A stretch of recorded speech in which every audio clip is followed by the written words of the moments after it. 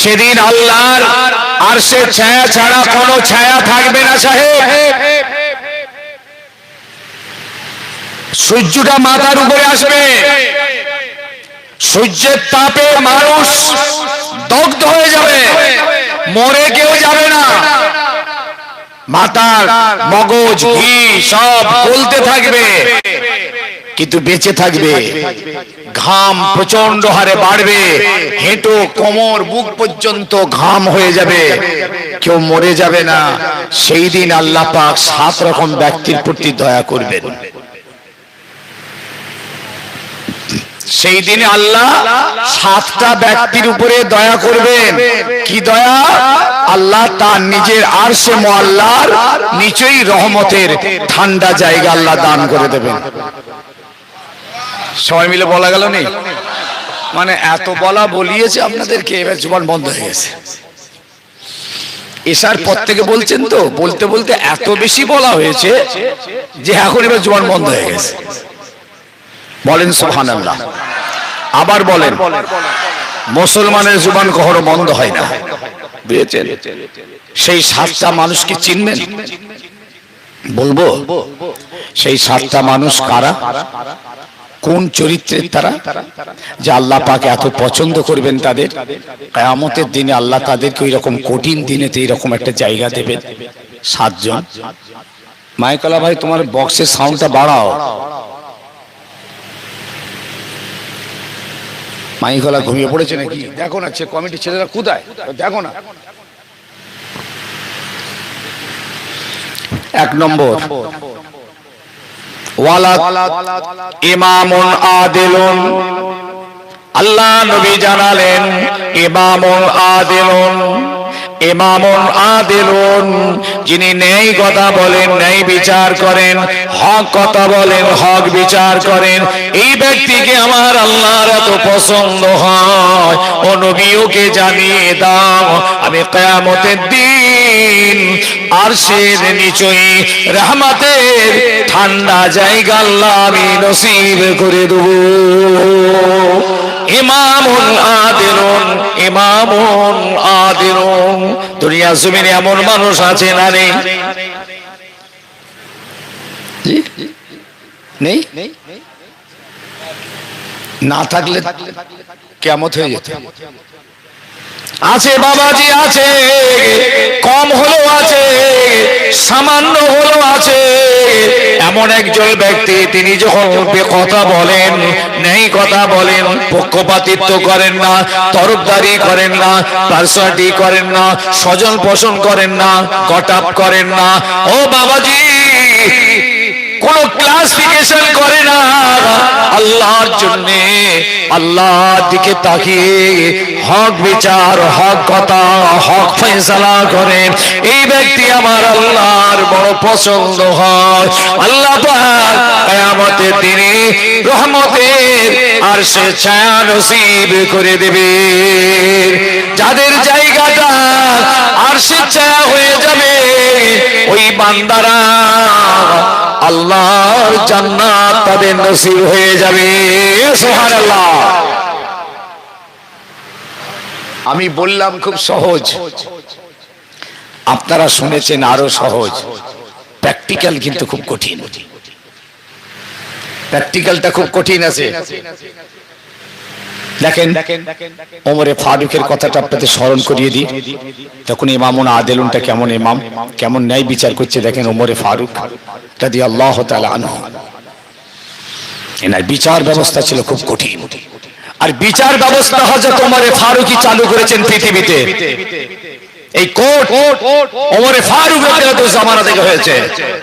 Police ব্যবস্থা ওমরে ফারুকের জামানা থেকে চালু হয়েছে।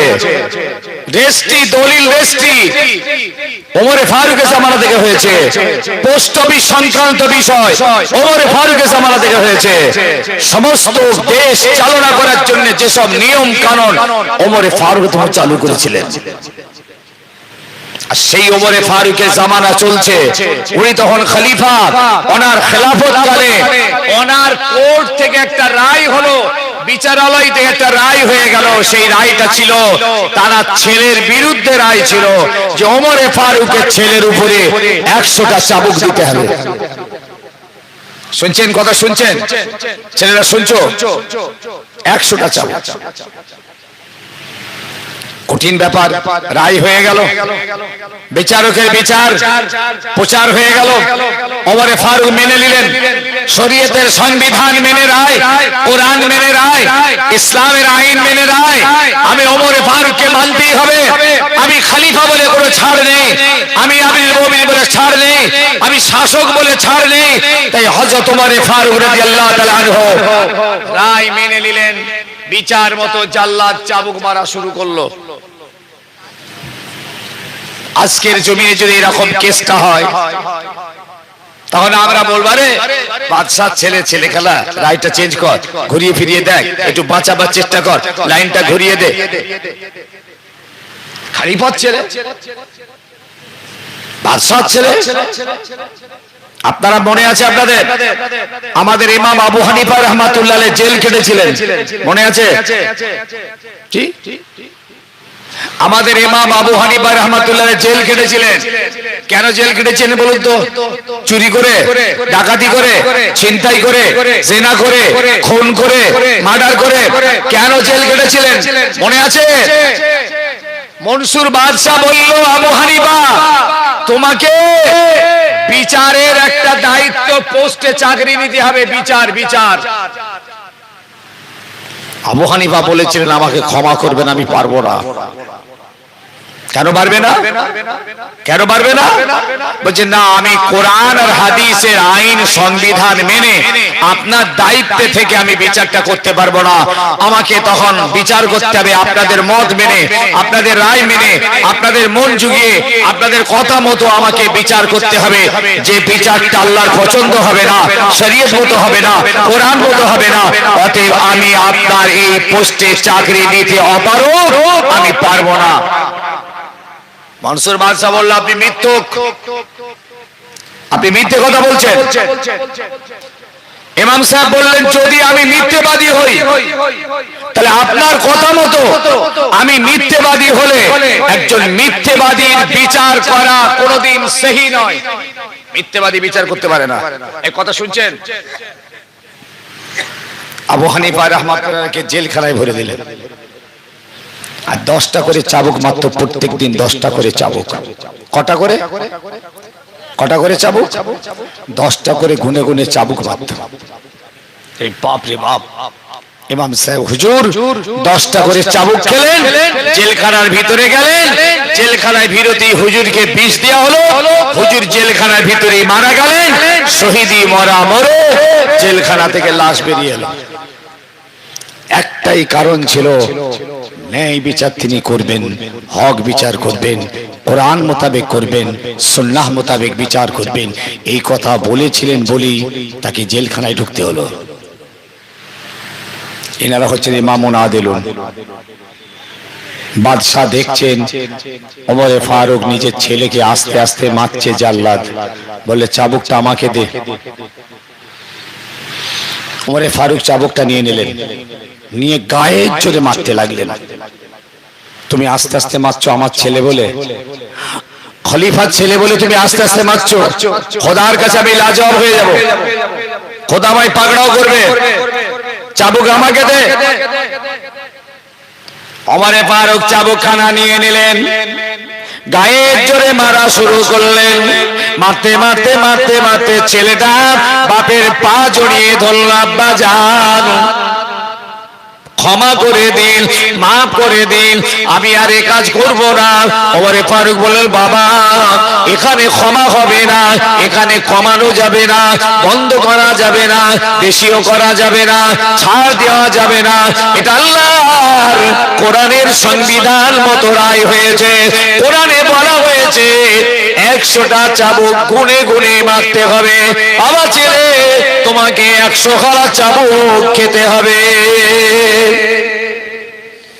আল্লাহু আকবার।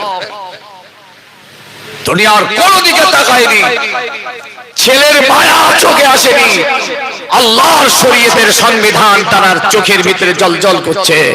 আল্লাহর কোরআন বলেছে 100টা মিয়াতা জিন্দা, 100টা চাবুক। মারতে মারতে মারতে মারতে ছেলেটা বাপের সামনে শহীদ হয়ে গেল।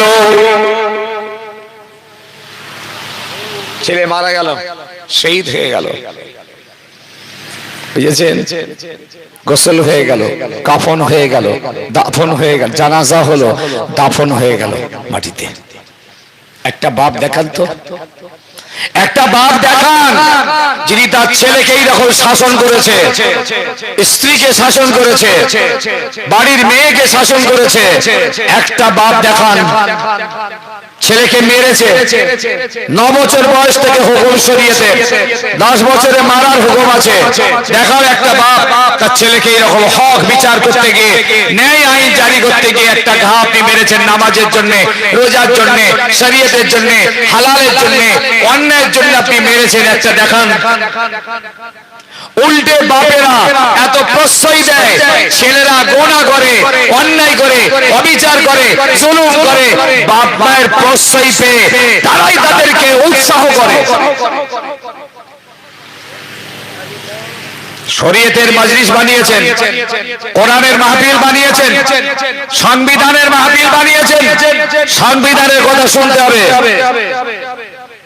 ছেলেটা মারা গেল, গোসল, কাফন, দাফন, জানাজা হয়ে মাটি চাপা দিয়ে দেওয়ার পর ওমরে ফারুক আবার চাবুকটা হাতে তুলে নিলেন। শুনছেন? চাবুকটা আবার হাতে নিয়েছেন। কি ব্যাপার, আবার চাবুক? সবাই অবাক, আবার চাবুক নিয়েছেন কেন? দেখা গেল বাবা ওমরে ফারুক খলিফাতুল মুসলিমিন ওই চাবুকটা হাতে নিয়ে কবরের উপরে আবার মার শুরু করলেন। বাবা 100টা চাবুক পুরো হয়নি, কটা চাবুক বাকি রয়ে গিয়েছিল। সেই বাকি চাবুক কাটা ছেলের কবরের উপরে গায়ের জোরে মেরে নিলেন। সারা পৃথিবীর ইতিহাস তৈরি হলো। চেয়ে দেখো ন্যায় বিচার কাকে বলে, হক বিচার কাকে বলে, কোরআনের বিচার কাকে বলে, শরীয়তের বিচার কাকে বলে, আল্লাহর জমিনে ন্যায় ইনসাফকারী বান্দা কাকে বলে। সারা পৃথিবীর মানুষের চোখ খুলে দেওয়া হয়েছে।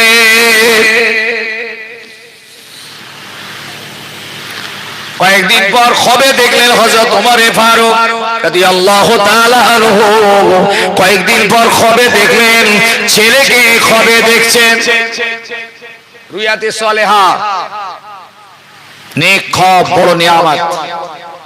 অনেকে দেখেন, আপনারা ভালো খব দেখেন, খবের তাবির করবেন। খব কখনো ছোট করবেন না কোনোদিন। কিছু খব আছে খারাপ হয়, ভুল হয়, শয়তানি হয়। সব খব নয়, কিছু কিছু আল্লাহর নিয়ামতের খব হয়। শুনছেন নাকি? রিয়াতে সালেহা ভালো খব। যেমন একটা খব দেখুন, ইমাম বুখারী রাহমাতুল্লাহ একটা খব দেখেছিলেন।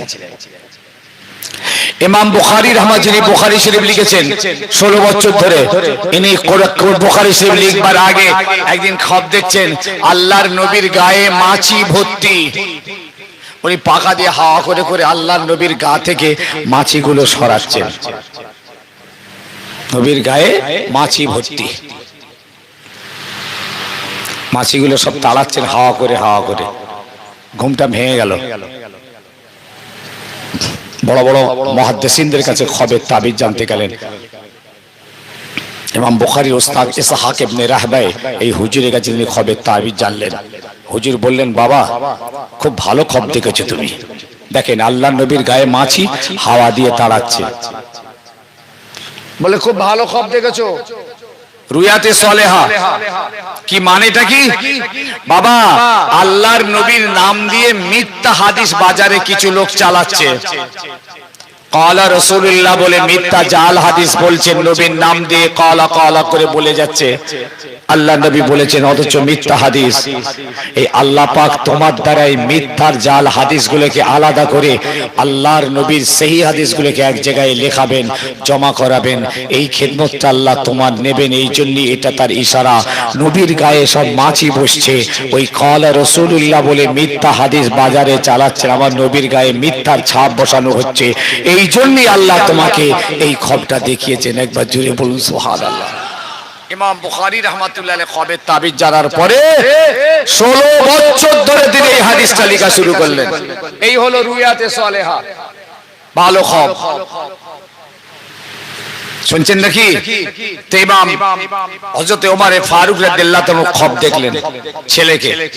ছেলে বলছে, আব্বা জান আপনি ইনসাফ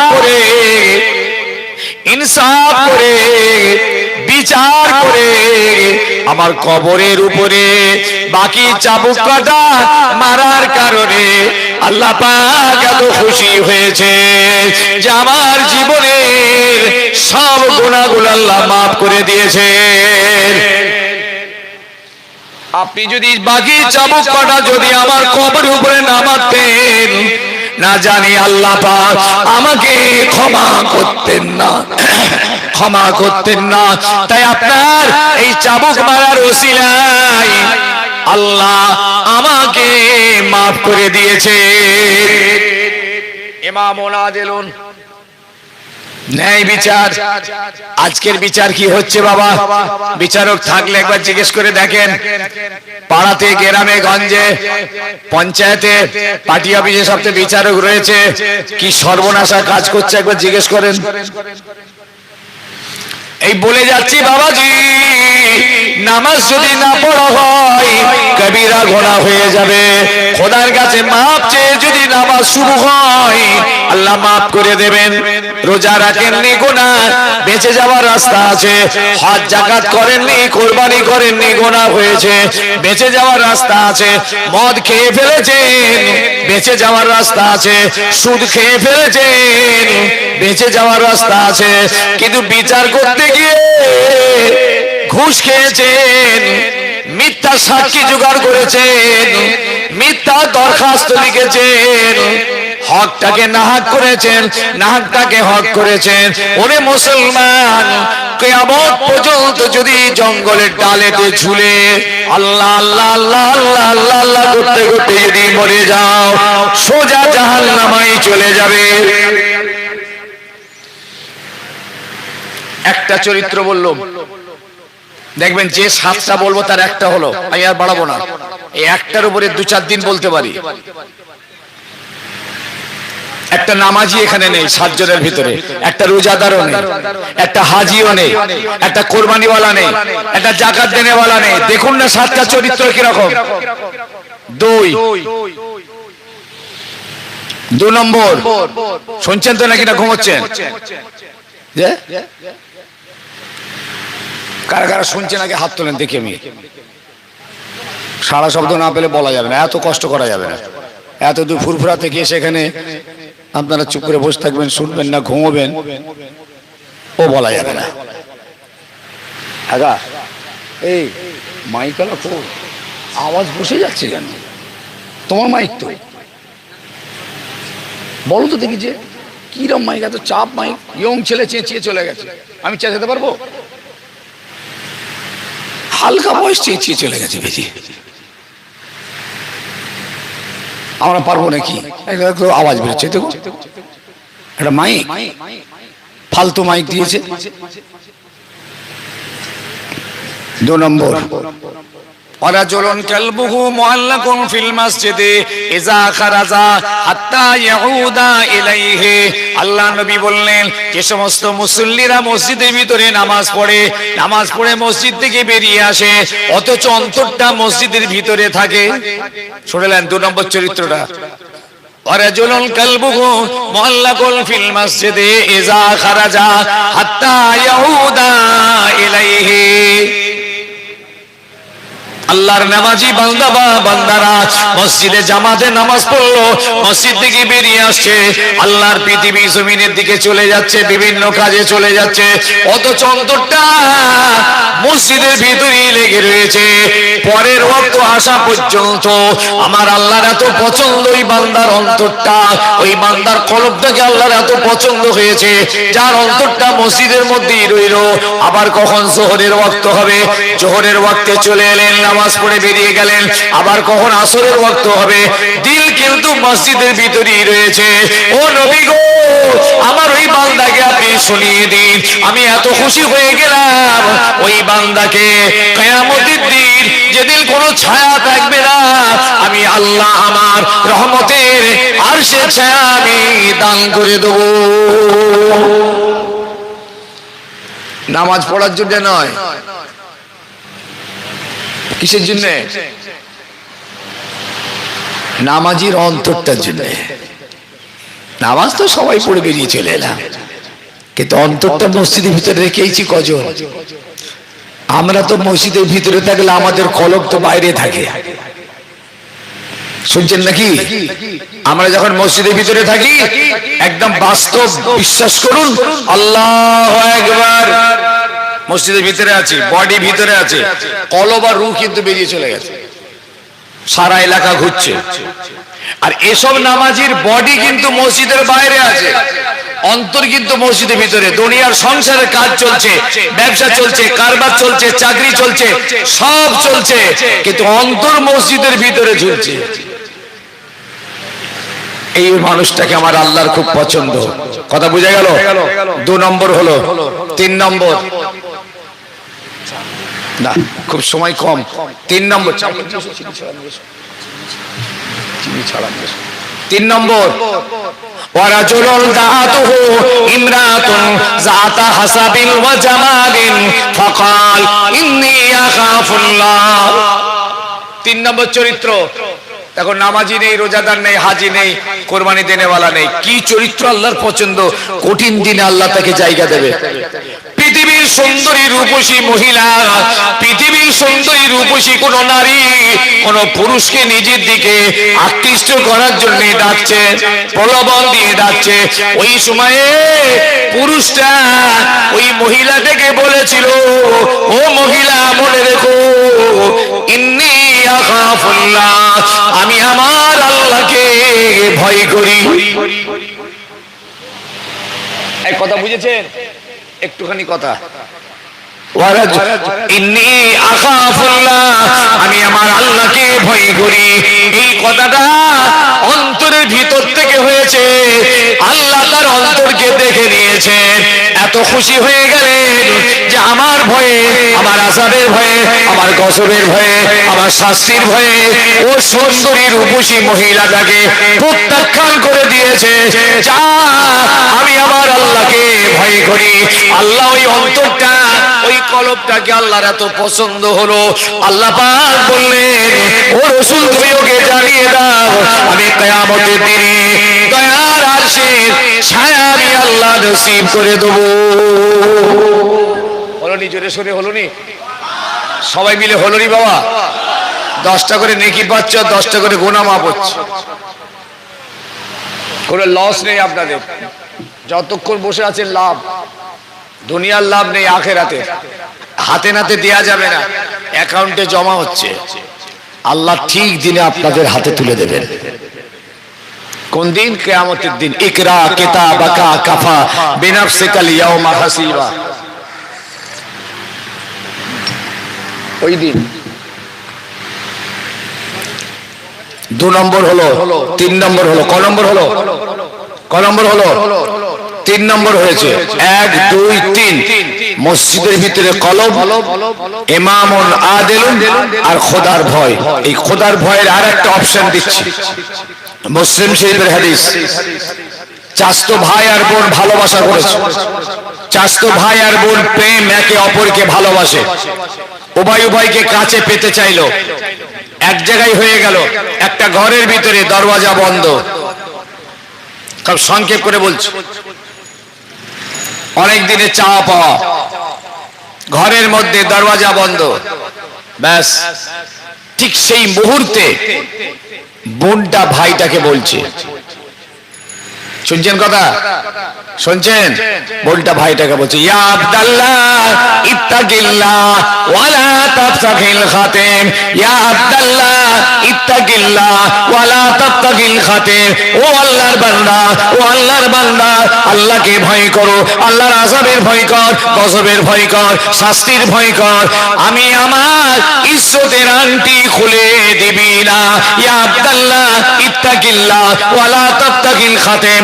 এই কথা শোনার সঙ্গে সঙ্গে ওই যুবকটা ওই ঘরের দরওয়াজা খুলে ছুটে নিয়েছিল, আল্লাহ পাকের কাছে ওই বান্দাটা এত পছন্দ হলো, ও নবী তুমি ওকে জানিয়ে দাও আমি আল্লাহ তো খুশি হয়ে গেলাম, কিয়ামতের দিন যেদিন কোনো ছায়া থাকবে না, আমি আল্লাহ আমার ওই যুবক বান্দাটাকে আরশে মুআল্লার নিচেই রহমতের ঠান্ডা জায়গা আমি নসিব করে দেবো। দেখেন কোন চরিত্রটা সম্ভব হয়, একটা অন্তত চরিত্রবান হই। 7টা ব্যক্তিকে পছন্দ হচ্ছে, কিয়ামতের দিন আল্লাহ আরশের ছায়া দেবেন, আর আরশের ছায়া পাওয়া মানে আপনি জান্নাতি। কটা হলো? 3টে হয়েছে, 3টে। এই 2টো হলো খৌফ ইলাহি। কোনটাকে বলে? ছেলেরা বলবে ও তো নর্মাল কথা হুজুর, ও তো আমরাও বলতে পারবো আমি আল্লাহকে ভয় করি। ইয়া আব্দুল্লাহ ইত্তাকিল্লাহ ওয়ালা তাফতাহিল খাতেম, এই আল্লাহর বান্দা যুবক আল্লাহকে ভয় কর, আমার ইজ্জতের আংটি খুলবি না। এটা নর্মাল ভাই, প্র্যাকটিক্যাল বলা যায়, বাস্তবে মুখে বলা যায়, প্র্যাকটিক্যাল খুব কঠিন আছে। 4 নম্বর, যেটা সহজ একটা হোক, এত ভাই আছে যুবক আছেন, একটা অন্তত হোক। 4 নম্বর, ওয়ারাজুলুন দাআবুল্লাহ খালিসান ফাফাদাত আইনাহু, ওয়ারাজুলুন দাআবুল্লাহ খালিসান ফাফাদাত আইনাহু। আল্লাহর ওই যুবক বান্দা, আল্লাহর ওই বান্দা যে আল্লাহকে ডাকে, খালেস অন্তরে ডাকে, মহাব্বতের অন্তরে ডাকে, ভালোবাসার অন্তর দিয়ে ডাকে, আর তার 2টো চোখ দিয়ে তাইনাহু। ওরে ছেলেরা, ও বাপেরা, মায়েরা, পৃথিবীর জমিনে যদি কোন একটা জায়গায় নির্জনে নিরালায় গোপনে ঘরে মসজিদে, যে কোন নির্জনে নিরালায় গোপনে ঘরে মসজিদে যে কোন জায়গায় বসে যদি আল্লাহ আল্লাহ আল্লাহ আল্লাহ আল্লাহ আল্লাহ বলে যদি ডাকতে পারো, যদি ডাকতে পারো, এবং ডাকটা যদি সত্যি খোদার মহব্বতে যদি হয়, আর মাছির মাথার মতো যদি একটা পানির ফুটা চোখ দিয়ে বেরিয়ে আসে, আমার আল্লাহর এত পছন্দ, আল্লাহ ওই বান্দাটাকে কিয়ামতের দিন আরশের ছায়া আল্লাহ নসিব করে দেবে। যেটা সহজ হবে সেটা করবেন। ওয়াজ করিয়ে করিয়ে তো আমাদেরকে তো বুড়ো করে ফেললেন, আর আপনারা ওয়াজ শুনতে শুনতে বুড়ো হয়ে গেলেন। এখন যা দাঁড়িয়েছে, খাটবো, পয়সা লোবো আর চলে যাবো। মোর্দা জাহান্নামায় যাই যাবে, জান্নাতে যাই যাবে, ওসব দেখা দেখি দরকার নেই। কি কথা ঠিক না? আমার হালুয়া রুটি হলেই হলো, বাবা মরগে যাও। কটা হুজুর পার করেছেন আজকে সন্ধ্যে থেকে? কটা গো? 4টে। তাহলে এই শাহনাজের আগে কে ছিল? মেয়ে বলো রে বাবু, সব তরুণ তুর্কি বক্তা। হ্যাঁ, মেয়ে বুল্লার আগে আবু হুরায়রা, দেখেছেন তো, সব তরুণ তুর্কি বক্তা, সব 3খানা পুরো ঘাম বার করে দিয়েছেন, চলে গেছে। একটা এলাকায় নেই, সব গায়েব হয়ে গেছে আস্তে আস্তে। আরে আমাকে ফেললি কিন্তু আপনাদের ছুটি, একটা নিয়ম হয়ে গেছে পাটুলের। কিন্তু আমলি জীবন কোথায়? বক্তা শ্রোতা উভয়কে বলছি, বক্তা শ্রোতা উভয়কে বলছি, আমল কোথায়?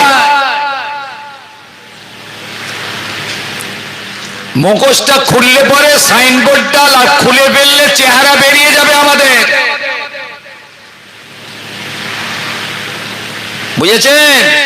চেহারা বার হয়ে যাবে। কোরআনের লাইট যদি একবার ফেলা হয় আমাদের উপরে, দেখতে পাবেন অবস্থাটা কি দাঁড়িয়েছে।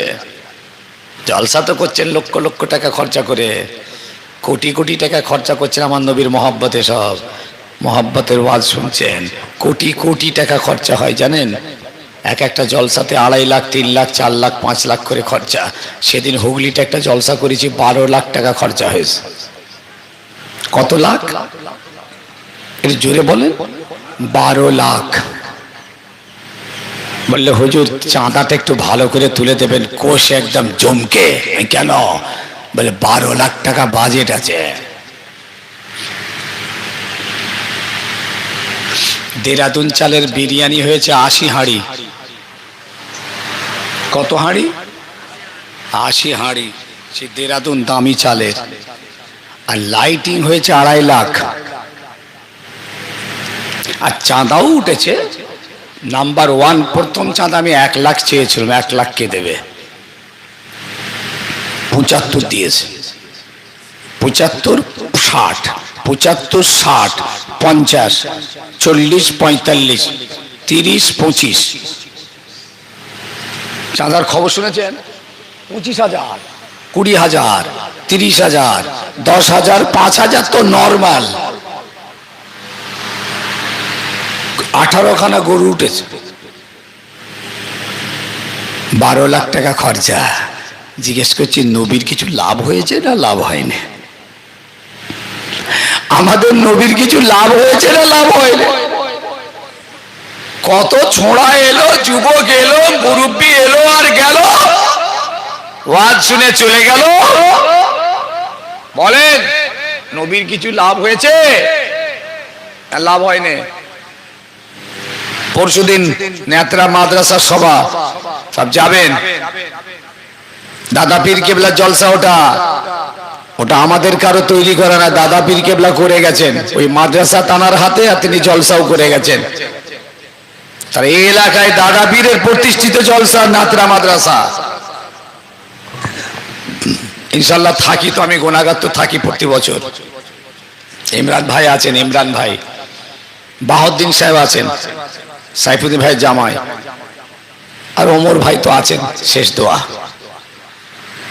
যাবেন।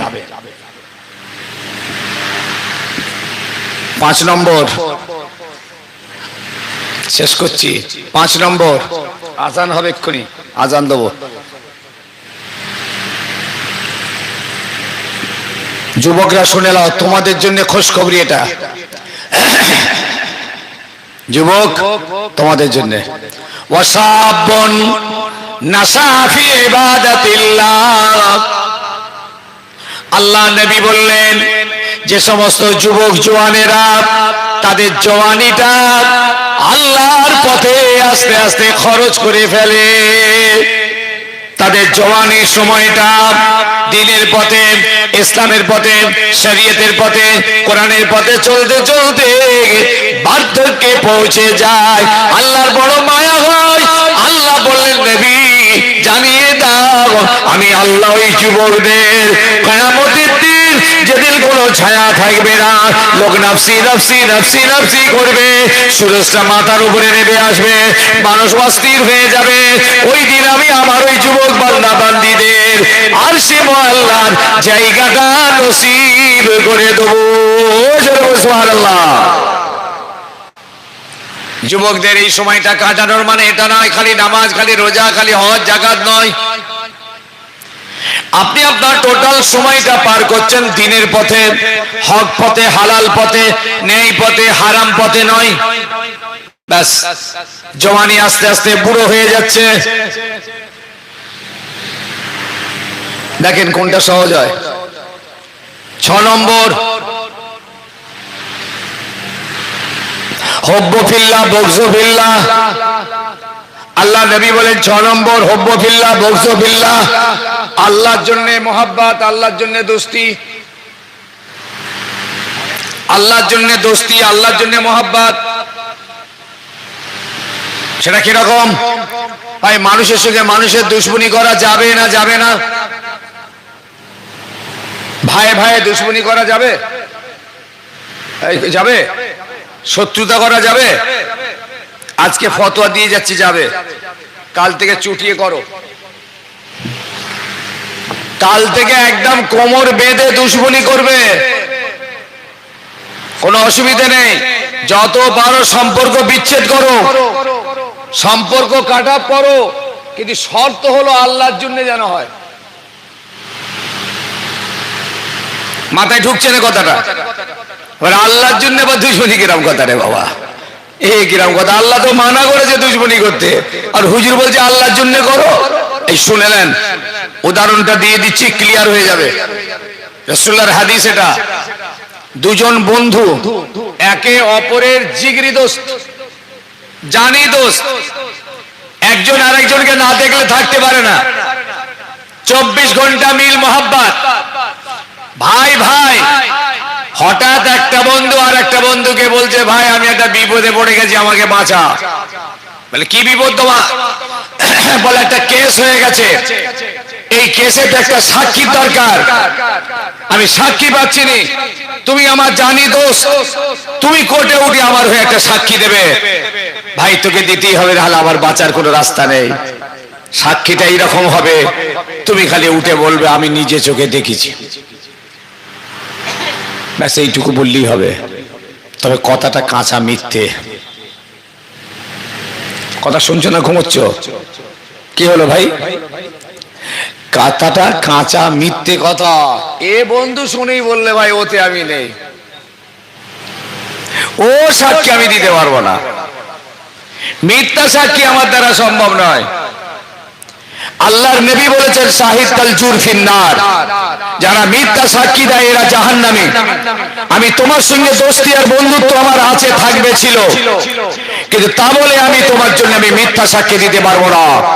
মিথ্যা সাক্ষী আমার পক্ষে সম্ভব নয়। কথা শুনছেন না? শুনছেন না? বন্ধুত্ব বিচ্ছেদ হলো, সম্পর্ক কাটা হলো, দুশ্মনী চরম আকার ধারণ করলো। এই দুশ্মনীটা হলো কার জন্যে? যে কথা মুখ দিয়ে বেরোই না কেন? আল্লাহ নামটা জোর দিয়ে বেরোচ্ছে না কেন? কার জন্যে? আল্লাহ তো খুশি হয়ে গেলেন, ওরে বান্দা তুই আমার হুকুমের কথা শুনে আযাবের ভয়ে, গজবের ভয়ে, আমার শাস্তির ভয়ে মিথ্যা সাক্ষী তুই দিলি না।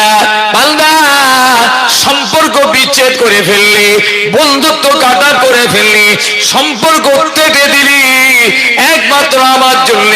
আমার নবীর হাদিস শুনে, শরীয়তের সংবিধান শুনে তুই মিথ্যা সাক্ষী দিবি না। যা বান্দা রে, আমি এত পছন্দ করে ফেলেছি তোকে, আমি আল্লাহ তোর জন্য ওই রহমতের আরশে ছায়া আমি দান করে দিলাম। এটা জোরে সোরে হলো না? সবাই মিলে হলো না? দেখেন আল্লাহর জন্য দুশ্মনী তৈরি হয়েছে, হবে? পারা যাবে? দেখেন যদি শত্রুতা হয়, যার বাড়ি দাওয়াত খেতে গেছেন, বিয়ে বাড়ি হোক আর এমনি বাড়ি হোক, গিয়ে দেখছেন গান হচ্ছে, খুব মৃদু একটা গান ঝুমঝুম করে চলছে, কিংবা একটা বাজনা ফাজনা হচ্ছে। মুসলমানদের বাড়িতে আজকাল তো এসব স্টাইল এসে গেছে বাবা। আপনি যদি সত্যি যদি ইমানদার হন, আপনি মুখ দিয়ে প্রতিবাদ করবেন, হাত দিয়ে করবেন, হাতে না হয় মুখ দিয়ে করবেন, না পারলে অন্তর দিয়ে ঘৃণা করে চলে আসতে পারেন। সম্পর্ক কাটা, তোমার বাড়ি আমি নেই, পারবেন? মুখে বলা সহজ, প্র্যাকটিক্যালটা খুব কঠিন, কঠিন খুব। আজকের বিয়ে বাড়ির, আজকের খানা বাড়ির যা চরিত্র তৈরি হয়েছে, খুব কঠিন সমস্যায় বলে রাখছি। সব জায়গায় যাওয়া যাবে না, খাওয়া যাবে না, দাওয়াত নেওয়া যাবে না। যদি দাওয়াত না নেন গোনা হবে না, যদি না যান গোনা হবে না, না খেলে গোনা হবে না। সম্পর্ক বিচ্ছেদ করুন, কোনো সমস্যা নেই, কোনো সমস্যা নেই। আপনি এমন বাড়িতে গেছেন যে বাড়ির ওহিয়াতি আর নোংরামি আর ন্যাংটামি দেখে আপনি বেরিয়ে চলে এসছেন, ওতে আমি নেই।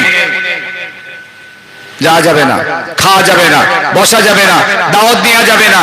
এটা একমাত্র আল্লাহর জন্য করবেন, দুনিয়ার কোনো দুশ্মনী নয়, দুনিয়ার স্বার্থে নয়, দুনিয়ার খেয়ালে নয়। আর একটা বলেছে এর সঙ্গে, হুব্ব ফিল্লাহ, আর একজনকে ভালোবেসেছেন আপনি আল্লাহর জন্য, দুশ্মনী করেছেন আল্লাহর জন্য, মহাব্বতটাও করেছেন আল্লাহর জন্য। একমাত্র দুনিয়ার কোনো স্বার্থে নয়। আল্লাহওয়ালা মানুষ, নামাজি মানুষ, দিনদার মানুষ, সৎ মানুষ, আমানতদার মানুষ, চরিত্রবান মানুষ আপনার খুব পছন্দ, তাই আপনি আল্লাহর হস্তে তাকে ভালোবেসেছেন।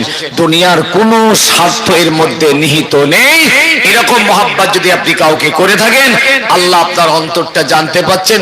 আপনার জন্য আল্লাহ পাকের এই খুশখবরি আর স্বেচ্ছায় আল্লাহ পাক আপনাকে নসিব করে দেবেন। একবার জোরে সোরে বলুন। কটা হলো? এসব গোনে না, শোনে না, খালি কি করতেছে আল্লাহই জানে, বেকার বকতিছে। কটা হলো?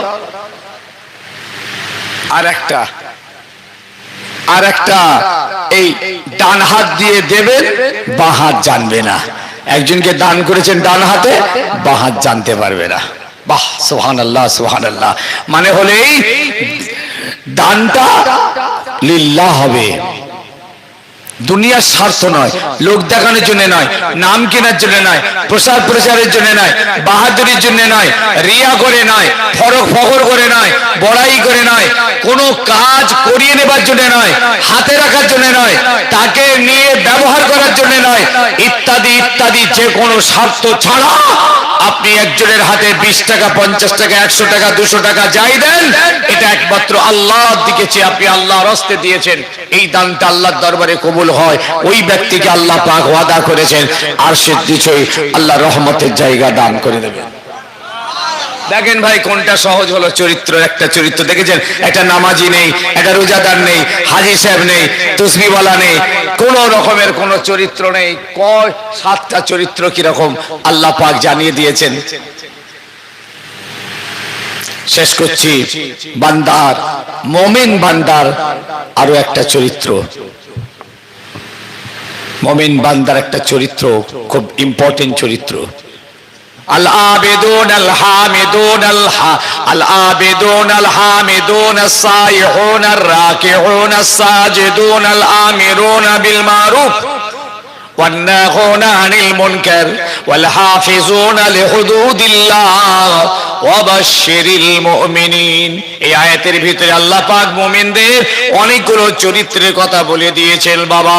এর মধ্যে একটা বলছি আত-তাইবুন, ও ইমানদার মুমিন বান্দা, আল্লাহ পাক আপনাকে তাইবুন বলে ডেকেছেন।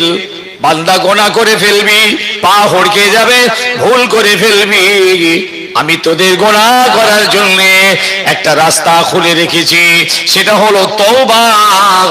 আমার কাছে তোরা খালিস অন্তরে তওবা করে কাঁদবি। আমি আল্লাহ তোদের জন্যই নামটা আমি রেখেছি। আমার নাম গফফার, আমার নাম গফুর, আমার নাম রহিম, আমার নাম সত্তার, আমার নাম করিম। এই নামগুলো বান্দারে আমি তোদের জন্য রেখেছি। তোরা তো গোনা করবি, ভুল করে ফেলবি, পা হড়কে যাবে, এটা আমি জানি, কিন্তু তোদের জন্য একটা অপশন আমি খুলে রেখেছি। বান্দা যখন ভুল করে ফেলবি, ফিরে এসে আমার কাছে নত জানু হয়ে তওবা করে খালিস অন্তরে মাফি চাইবি, আমি আল্লাহ তোদের তওবাকে কবুল করে গুনাহগুলোকে মাফ করে দেবো।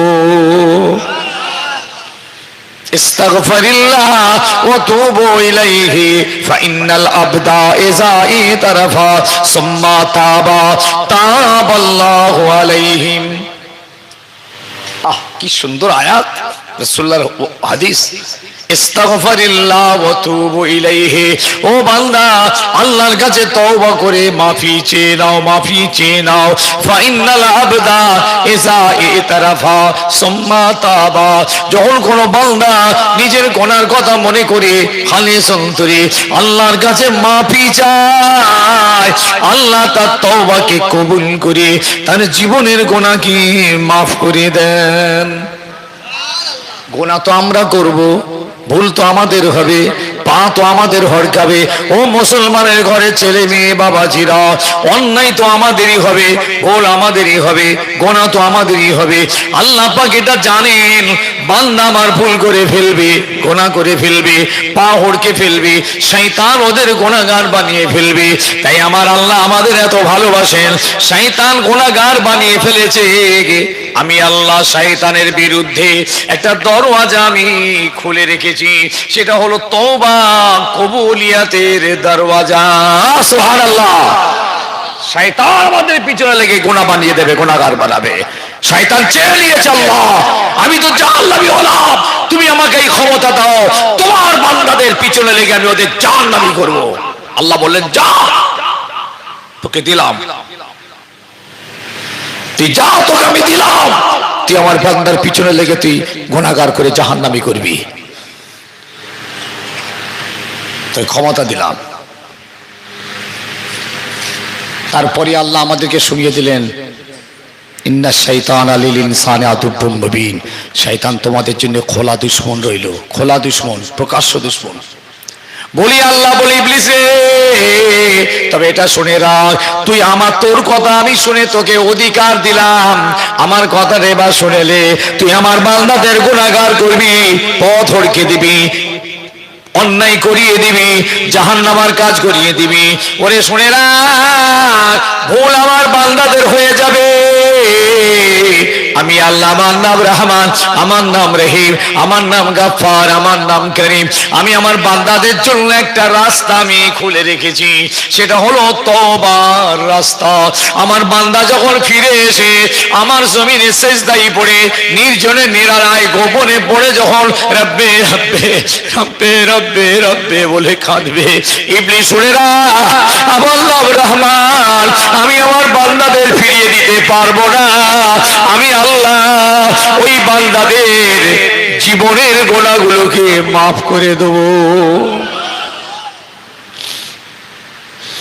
এই জন্য আল্লাহ বলেছেন আত্তায়েবুন, মুমিনরা হবে তওবাকারী, আমর বিল মারুফ নাহি আনিল মুনকার, এরা ভালো কাজের আদেশ করবে, খারাপ কাজে নিষেধ করবে। আমর বিল মারুফ নাহি আনিল মুনকার, ভালো কাজের আদেশ করবে, খারাপ কাজের নিষেধ করবে। এটা হচ্ছে মুমিনদের চরিত্র। রুকু করবে, আর রাকিউন, মুমিনদের চরিত্রে রুকু করবে, মাথাটা হ্যাট করবে। আস-সাজিদুন, এরা সিজদা করবে, মুমিনদের নমুনা। আল্লাহু আকবার, আল্লাহু আকবার, এরা শুকর আদা করবে, মুমিনদের নমুনা, মুমিনদের চরিত্র, মুমিনদের সিফাত, এরা আল্লাহর নিয়ামতের শুকরিয়া আদায় করবে। শতশেষ আল হাফিজুনা লিহুদুদিল্লাহ, আমি আল্লাহ, আমার একটা সীমা করা আছে। এই শোনেন, আল্লাহ বলছে আমার একটা বর্ডার করা আছে, বর্ডার, এই পর্যন্ত হারাম, এর আগে হালাল, এই হালালের একটা বর্ডার আছে, হালালের একটা বর্ডার আছে, এই বর্ডার পর্যন্ত তারা হেফাজত করবে, বর্ডারের ভিতরে যাবে না, বাইরে যাবে না, ওভারটেক করবে না।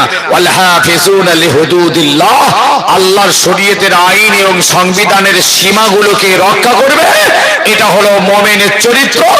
আমি আল্লাহ এত খুশি হয়ে যাই ওদের উপরে, ওয়াবাশশিরিল মুমিনিন, এই সমস্ত মুমিনদের জন্য খুশখবরি শুনিয়ে দাও নবী, আমি ওদের জন্য দয়ার জান্নাতের ব্যবস্থা রেখেছি। আল্লাহ আমাদের সকলকে হেফাজত নসিব করেন। বেশি শোনার দরকার নেই, অনেক শুনেছেন আজকে, চারটে হুজুরের কাছ থেকে জান ভরে গেছে, একটা অন্তত আমল করবেন, একটা আমল নিয়ে চলুন, উঠুন, একটা তওবাকারী হয়ে যান।